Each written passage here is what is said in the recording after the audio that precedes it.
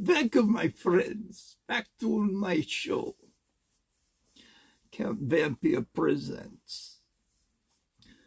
Today, we are going to be looking at this very special comic book, Bram Stokers' Dracula. As you then very well might remember, this was Christmas gift to a vampire by channel viewer RJ. It's very nice book, very special book, and we will find out soon enough what this is about. Vampire like comic books very much, especially this one, very special. On the back, it says this remarkable book is one of the greatest Gothic horror stories ever written. Comes vividly back to life. Brooding images and dramatic scenes rise from the pages to allow the evil Count Dracula to work his sinister spells once more. When English lawyer Jonathan Harker stays with Count Dracula in his desolate castle, a series of bizarre events unfolds. And Harker barely escapes with his life. Back in England, Harker's fiancée Mina and her friend Lucy are also experiencing strange events. Is anybody safe from Count Dracula's evil plans? Well, if you saw the movie, you would know. But is it different in the comic book? We'll find out. So, let's get to reading. So I flip the camera around and we look at the book, okay? All right, hold on. Bye-bye. Okay, so here we go. Open book. Wow, look at that castle pop up. So I start reading. Jonathan Harker, a young English lawyer, is sent abroad on business. Keeping a journal will help me record my account and travels to my beloved Mina. April 30th, 1887. Tomorrow I set off to from London to meet with the nobleman, Count Dracula, to ask him to sign papers that will satisfy his desire to purchase a house in England. My destination is his home, Castle Dracula, a medieval fortress in the Carpathian Mountains, Transylvania, in this wild, remote part of Eastern Europe, which is said to be very known superstition in the world gathered.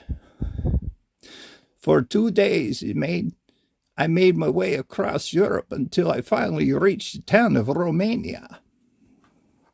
So you can see him, the map going to Romania.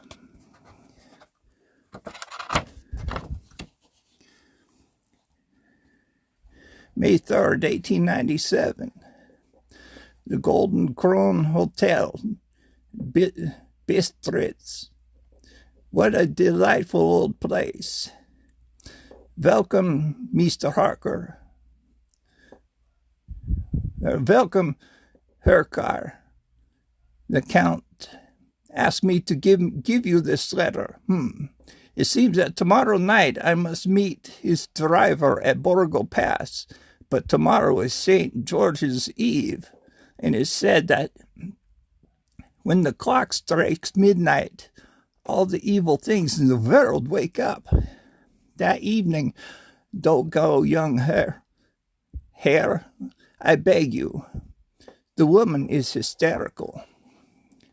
The following day, the landlady, still full of her superstitious beliefs, got down on her knees and implored me to delay my journey for a day or two. If you must go, take this rosary. It will protect you from evil. At her insistence, I agreed, and I wore the rosary around my neck. I must have passed out when I woke up. We were fast approaching the gate.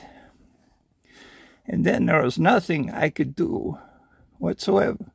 Oh, let's see here. Oh, goodness. How does these work? Oh, Vampire should have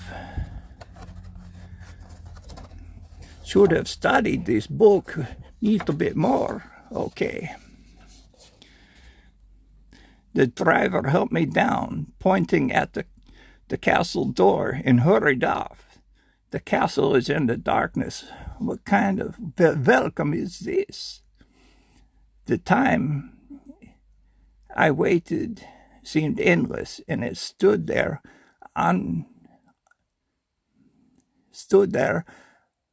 all my fears and doubts returned. At last, a light. And eventually I heard rattling of chains as slowly a creaking door opened. I am Count Dracula. Welcome to my home, Mr. Harker. Enter freely at your own will. I thought his words were odd, but he seemed friendly enough. So I stepped inside. Come and eat. The hour is late, and you must be hungry after your long journey. It was most welcoming. It is most welcoming, Count Dracula. But as I ate, the Count hovered over me. So close he was, I could smell his rank breath. Yes, I know him. His breath does stink. He is so pale, and his teeth are extraordinarily sharp. What a repulsive human. The Count picked up my bag and led me along the dark passage, up some stairs along the passage, at the end of which he threw open a heavy door. And the following day I slept in late. When I got up, the Count was nowhere to be found, and he did not appear until night fell. Carfax estate is an old house of considerable size. I am keen to move to England as soon as possible. May I see what you have found? With plenty of dark shadows for me to lurk in, I hope. We talked long into the night until at daybreak the Count was suddenly retired. I too had retired and slept for most of the day, when later I rose and had a shave, and the Count appeared at my door. Strange, he cast no reflection in the mirror. You surprise me, Count Dracula. Look, I have cut myself. Suddenly the Count lurched forward and grabbed my neck. Take care. Take care how you cut yourself. It is more dangerous than you think in this country. He left my room, but I began to feel uneasy about my stay. I must stay calm. This is some trick of the moonlight.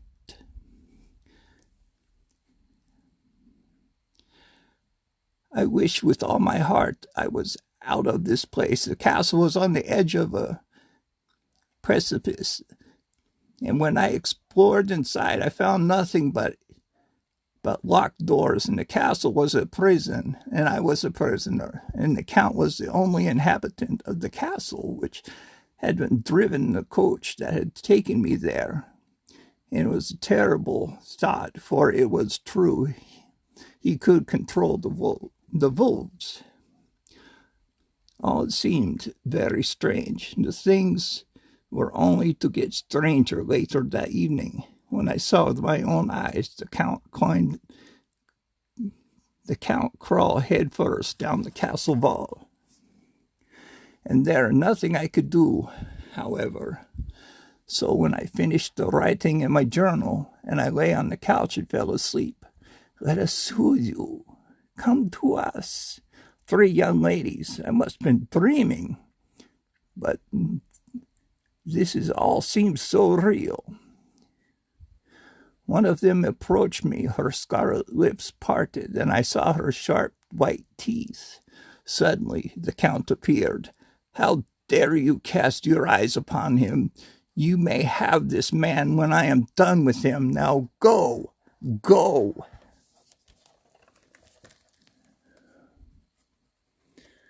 Turn page here.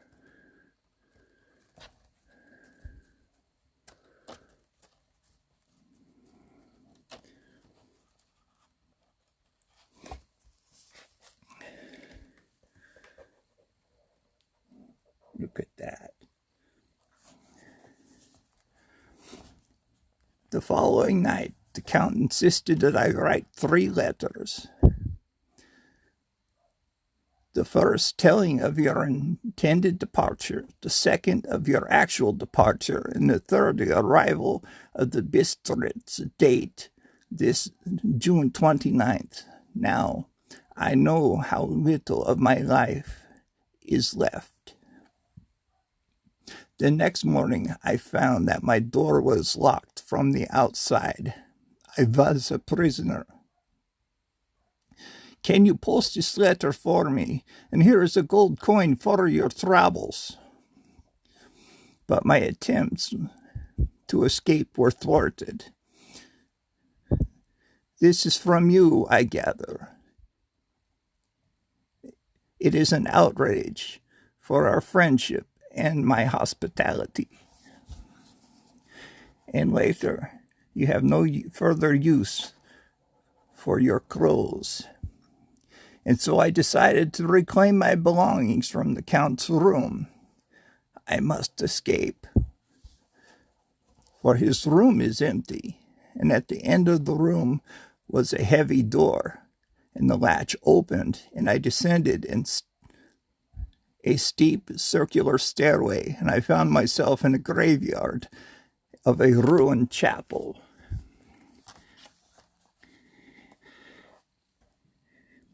Is he dead or asleep? I cannot tell. So he's going to vacuum with a shovel. Look at that.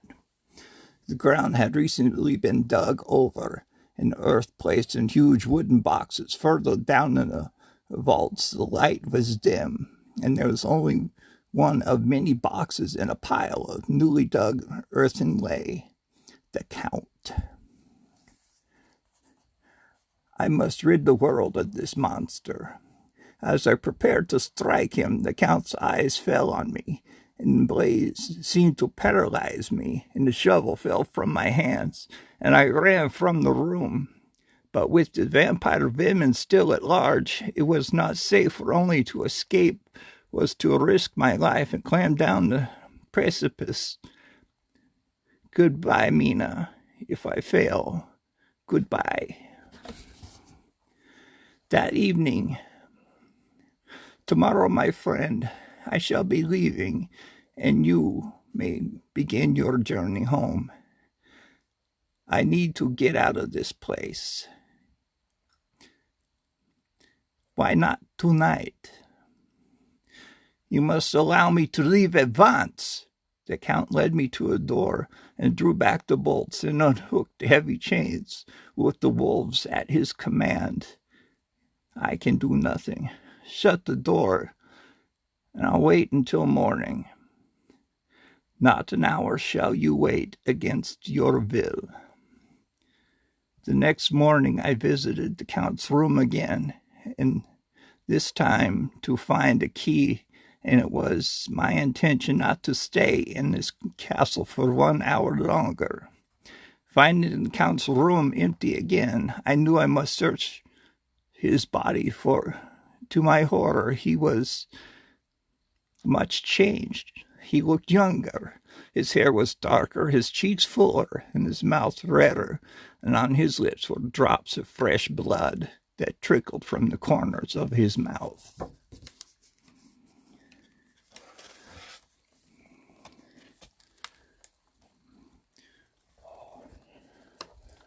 Look at that. He's a wolf. Rawr. It's a pretty good image of the wolf, don't you think? Meanwhile, back in England, Mina writes to her best friend Lucy.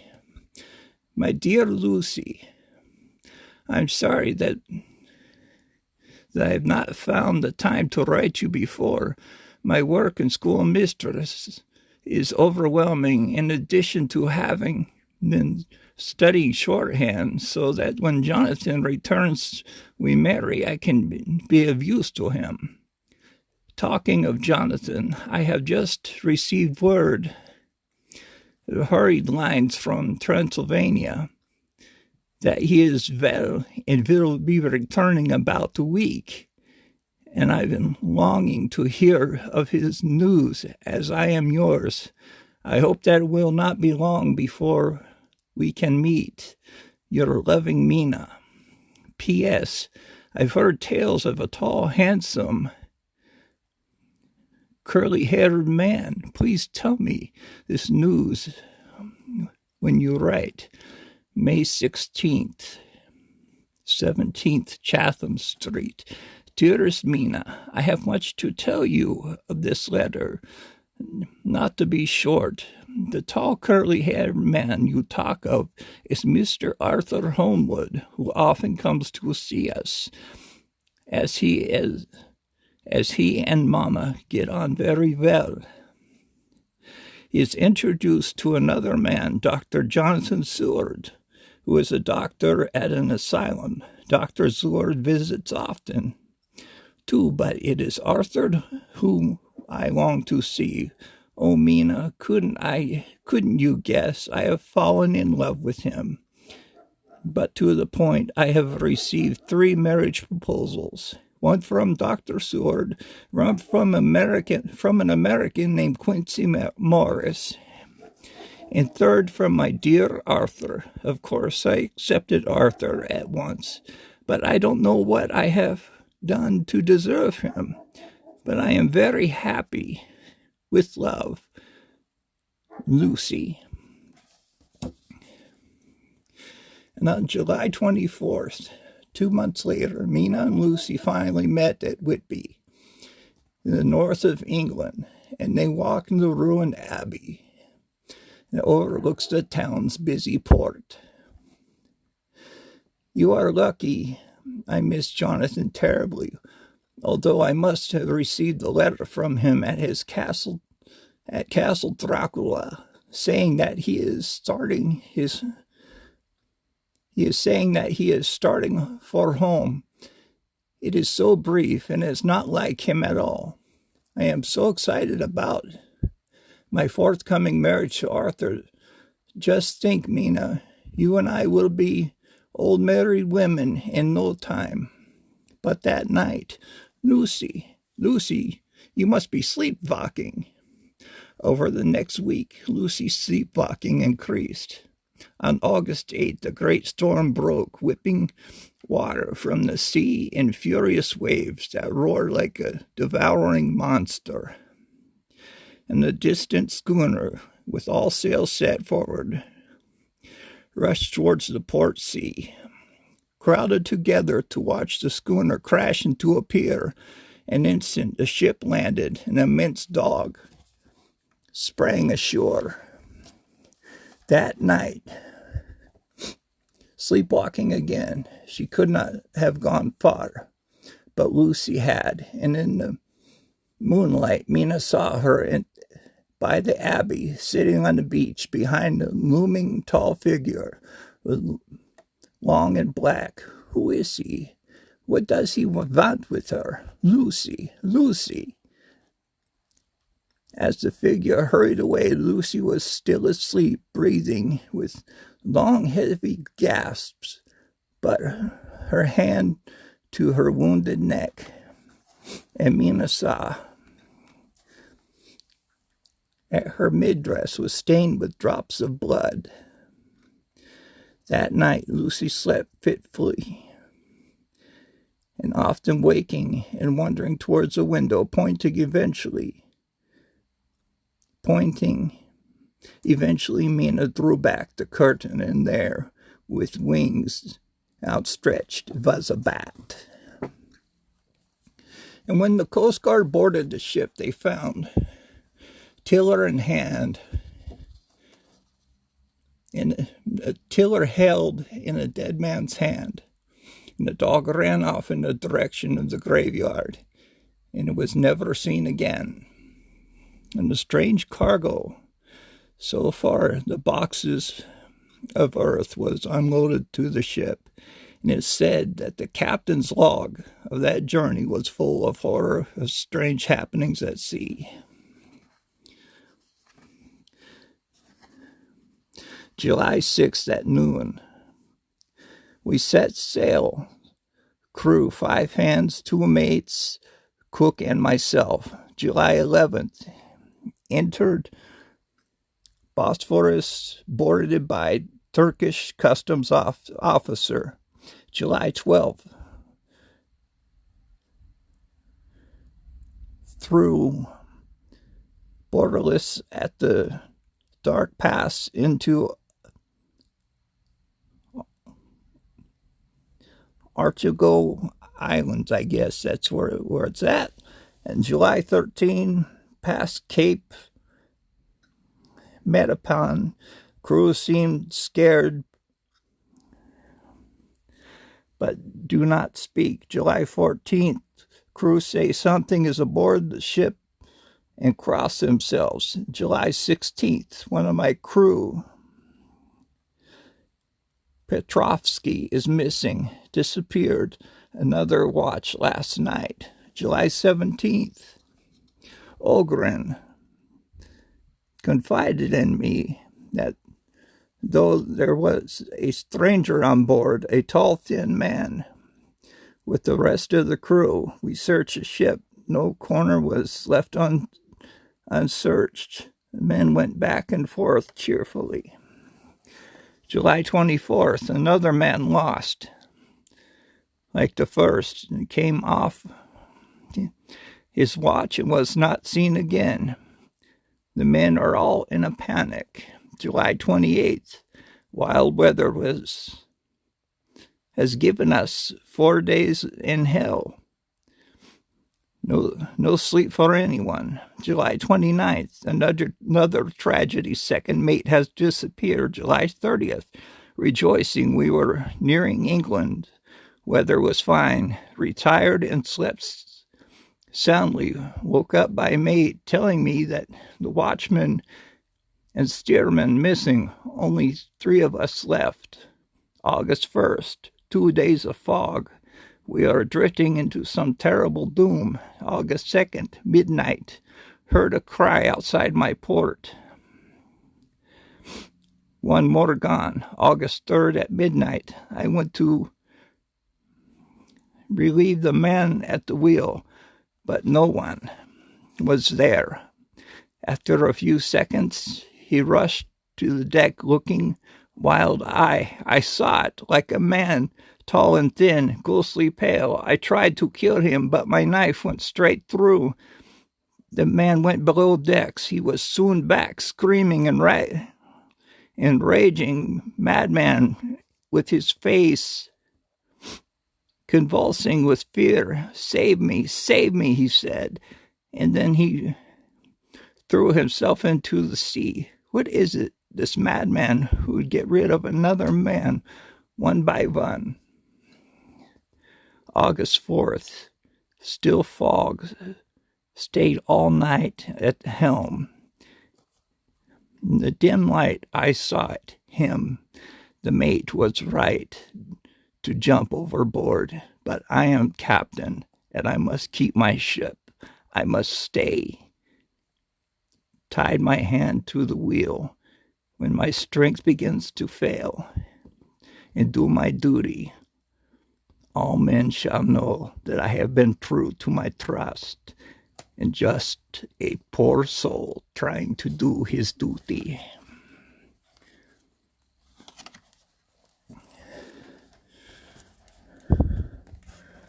Oh, you got to see this. Oh, look at that pop-up. That is so cool. Get that.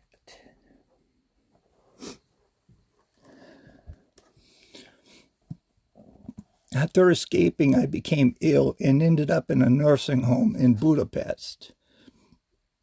As soon as Mina heard, she came in to see me. The dearest Mina, I wanted our marriage to be so much more than this. I am simply glad we are together again. I am not convinced this is an illness of mine, Dr. Van Helsing. What do you think? Oh, sorry. In England, Lucy returned home to London, but became very ill. In desperation, her friend Dr. Seward called on Abraham Van Helsing, an expert in rare diseases, for advice. I am not convinced that this is an illness of mine, Dr. Van Helsing. What do you think? Unless this young woman receives a blood transfusion, she will die. They asked Arthur, Lucy's fiancé, to help. What is this wound on her neck? Arthur, do not feel that you have to do this. Don't worry, Lucy. I have enough blood for 2 of us. First, Lucy felt better, then grew worse. She had a second transfusion given by Seward, but that night she was too terrified to sleep. Thank you, Dr. Van Helsing. These garlic flowers will help you recover, Lucy. Dr. Van Helsing insisted that the door and windows would remain kept closed. But during the night, Lucy's mother removed the flowers and opened the window. Lucy is more horribly white than ever. She needs more blood. What illness is that preys on her so? I will give her more of my blood and fight this devil. Van Helsing spent 4 days and nights at Lucy's bedside. At last, he began to recover, but on the 5th day, Van Helsing was called away that night. What is it, Lucy, my dear? What are the maids? Oh, why don't they come? Oh, and he shows the werewolf jumping through the window. Lucy watched as her mother died of fright.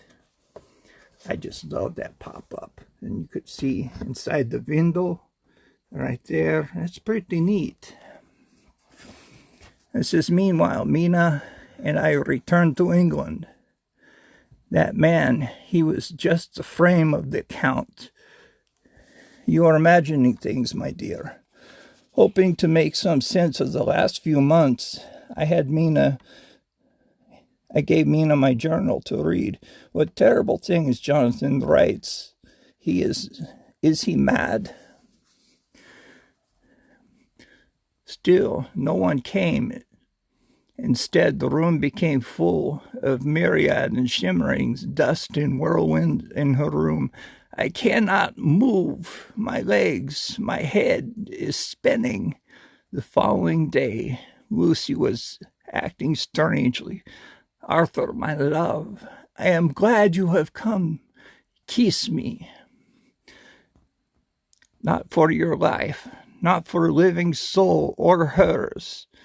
Lucy drew back her lips in a snarl, and her teeth looked longer and sharper than before. Lucy's breathing grew weaker, and her eyes closed. Finally, she took her last breath. In death, she looked more beautiful than ever. Before she left, Van Helsing was careful to lay a crucifix over Lucy's dead body to ward off evil spirits. Poor thing, she will have little use of this now. The maid removed the crucifix and opened the door to evil.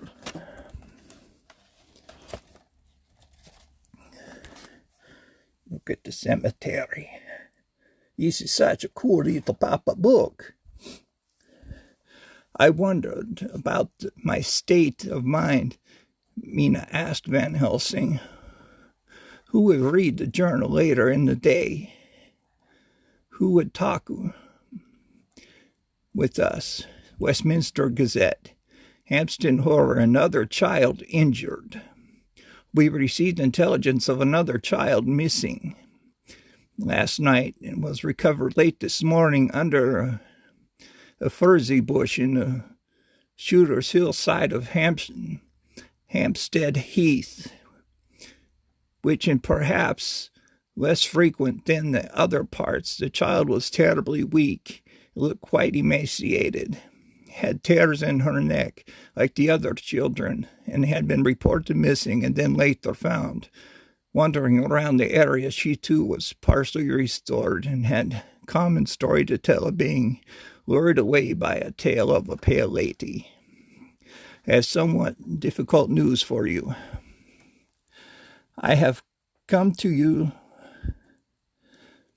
to ask you to believe in impossible things. I am convinced that Lucy is the tall, pale lady, but she is dead, Dr. Van Helsing, and in your life a sweeter soul would not have a sweeter soul you would not have met. Come with me to her tomb, and I will show you proof. After dark, Van Helsing led Sword and myself to the churchyard where Lucy was buried.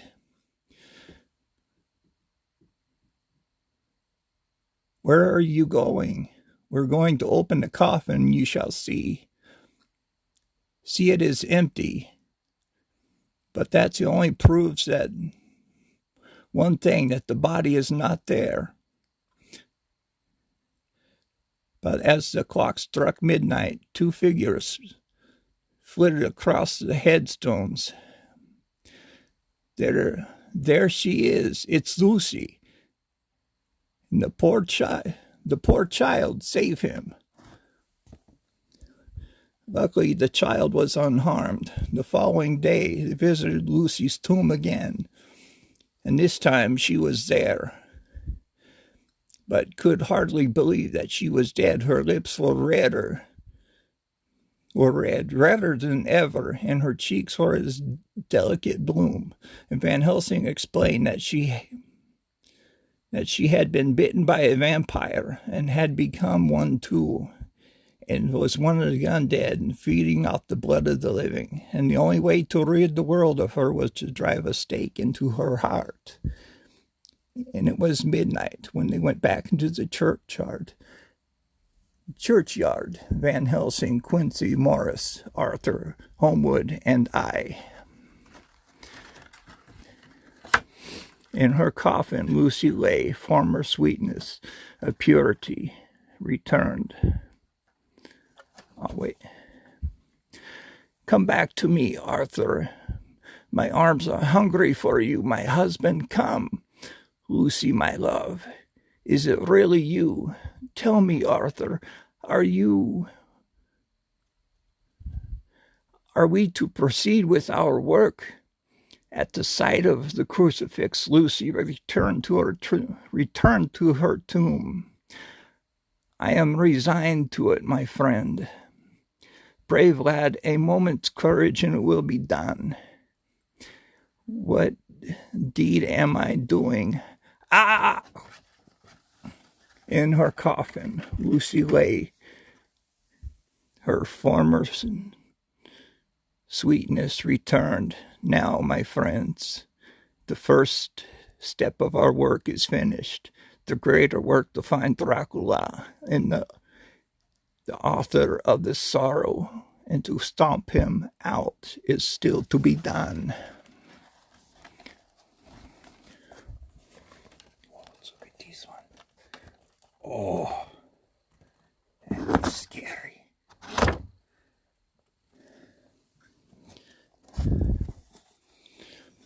The following day, Van Helsing recalled what he knew about our enemy. Count Dracula is a vampire. A vampire has no shadow or reflection. It sleeps in boxes full of graveyard earth. He can command all the dead and direct the elements. He can grow or become small, and at times can turn himself to dust.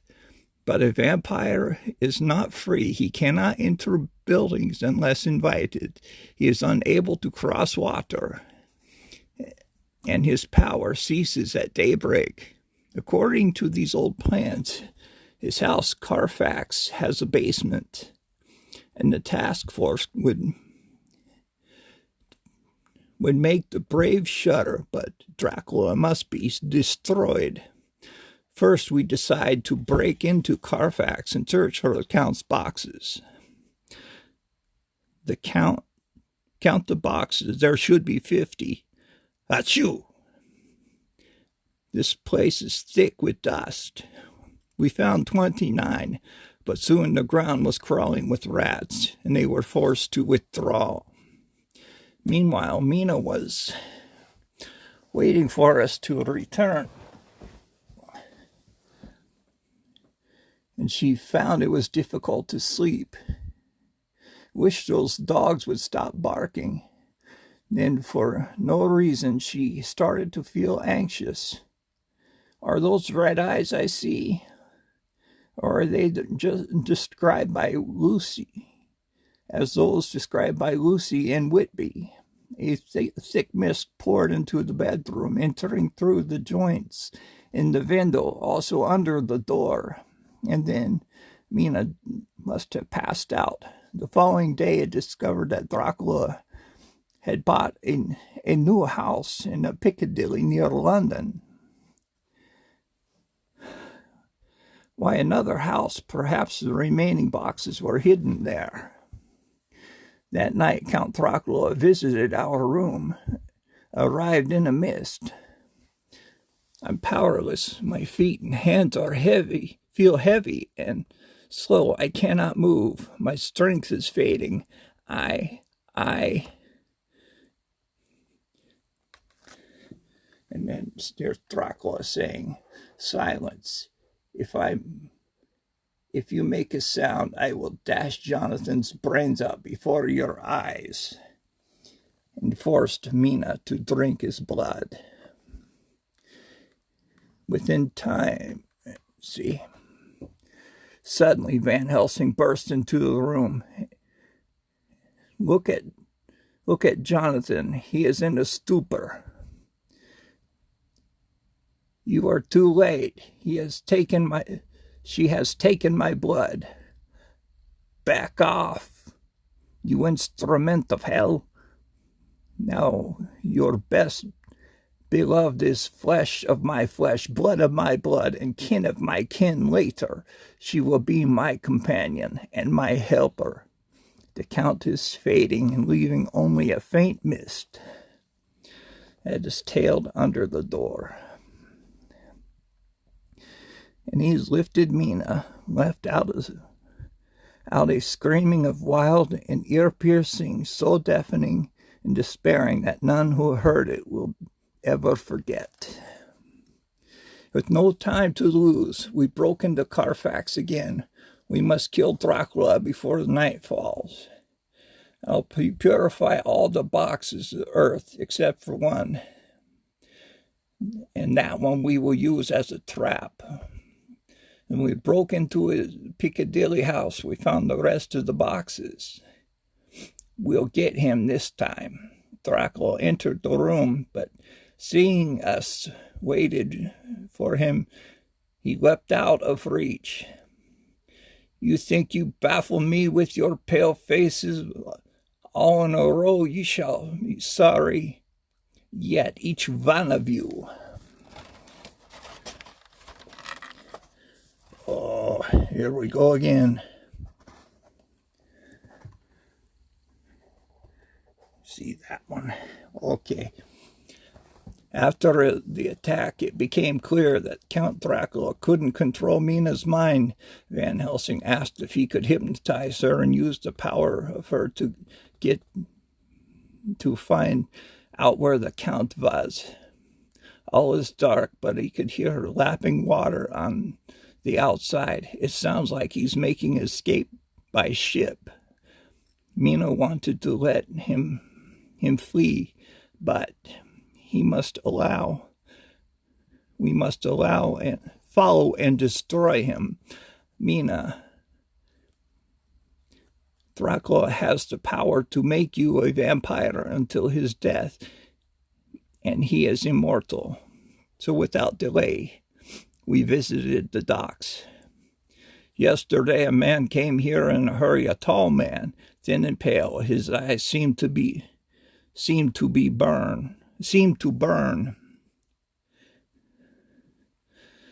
The Sarian Catherine, bound for Varna, a Russian port in the Black Sea, took a great box with him. He did. Which ship? We decided to travel by train and arrive a day before the Count's ship. Mina's teeth were growing sharper daily, and she knew what this meant. You must promise me, even my beloved husband, that when I am dead in the flesh, you will kill me. When we finally reached Varna, Van Helsing hypnotized Mina again, but Dracula had become aware that Mina was reading his mind and had changed his plans to take a more direct route back to his castle, and decided to split up and went with Arthur by steamboat.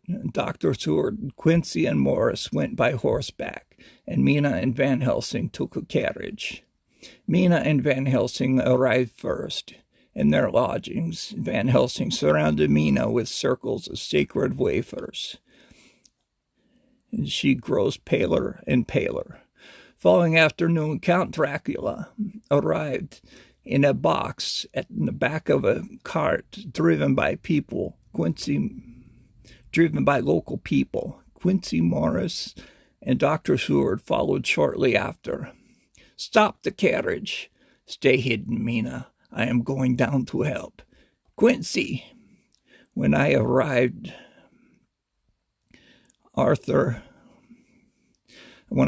with Arthur, a fight had already broken out, and Quincy Morris was wounded.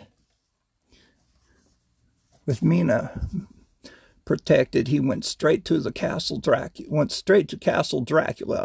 and destroyed the vampire women with the deed of horror this will be.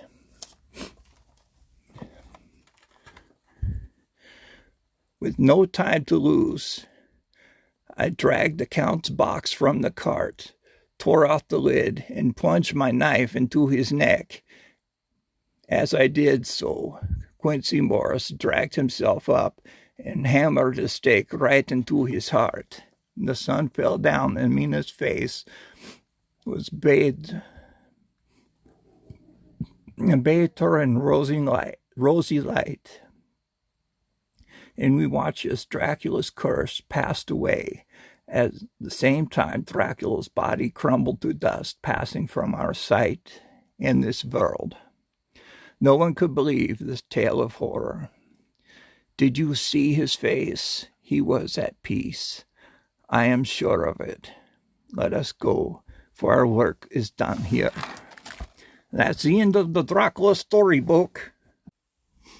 Well, I hope you enjoyed that storybook pop-up thing. That was very neat. I really enjoyed that very, very much. Oh, knocking stuff off the shelf again. But I have another one about Frankenstein. This one is pop-up storybook too. So pop-up comic books are fun. So Vampire, read this one later too. So sometime down the road we will read that one as well. So thank you very much for tuning in. I really appreciate you bearing with me and enjoying the pop-up storybook with me and everything like that. So anyway, you guys take care. We see you later. Be nice to everybody. Be nice to yourselves and your animals and all that good stuff. We'll see you later. Have a good night. Keep your windows shut, because I just might be coming by.